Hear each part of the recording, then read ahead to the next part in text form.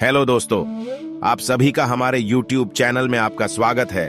कथा सुनने या देखने से पहले चैनल को सब्सक्राइब और लाइक कमेंट जरूर कर दें। कथा को बीच में छोड़ने की गलती मत कीजिए, नहीं तो आपकी भी मनोकामना पूरी नहीं होगी। इसलिए कथा को पूरा सुनिए और भोलेनाथ के भक्त है तो कमेंट में हर हर महादेव जरूर लिखिए। सावन सोमवार व्रत कथा। एक बार एक साहूकार भगवान भोलेनाथ का बहुत बड़ा भक्त था। उसके पास बहुत पैसा था, लेकिन उसकी कोई संतान नहीं थी। वो हर रोज भोलेनाथ की पूजा अर्चना करता और शिव जी के समक्ष रोज दीपक भी जलाता। साहूकार की केवल यही इच्छा थी कि उसके घर संतान हो। साहूकार की भक्ति देखकर मां पार्वती ने भोलेनाथ को कहा, आपका ये भक्त दुखी है, आपको इसकी इच्छा पूरी करनी चाहिए।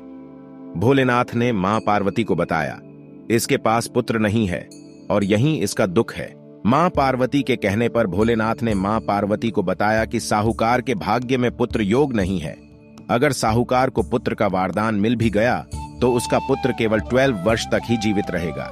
साहूकार ये सभी बातें सुन रहा था। साहूकार को ना खुशी हुआ ना गम। वो पहले की तरह पूजा पाठ करता रहा। एक दिन उसकी पत्नी ने एक बालक को जन्म दिया। उसके परिवार में जश्न का माहौल था, लेकिन साहूकार पहले की तरह ना खुश था ना दुखी।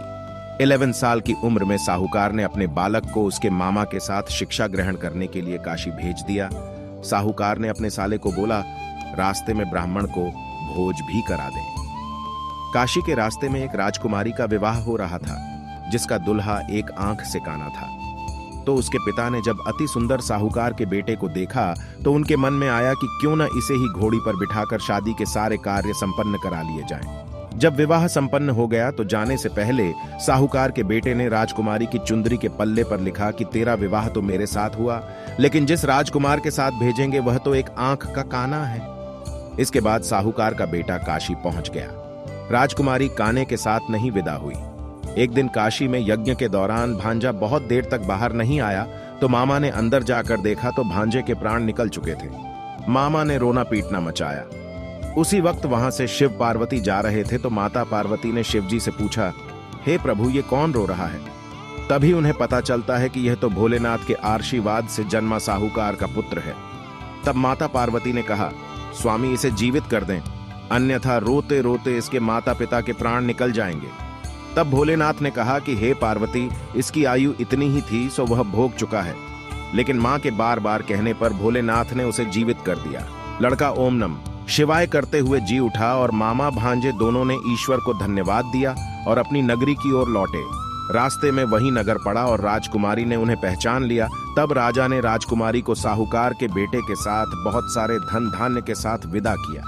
इसके बाद वो अपने गांव पहुंचे, जहां साहूकार अपने बेटे और बहू को देखकर बहुत खुश हुआ।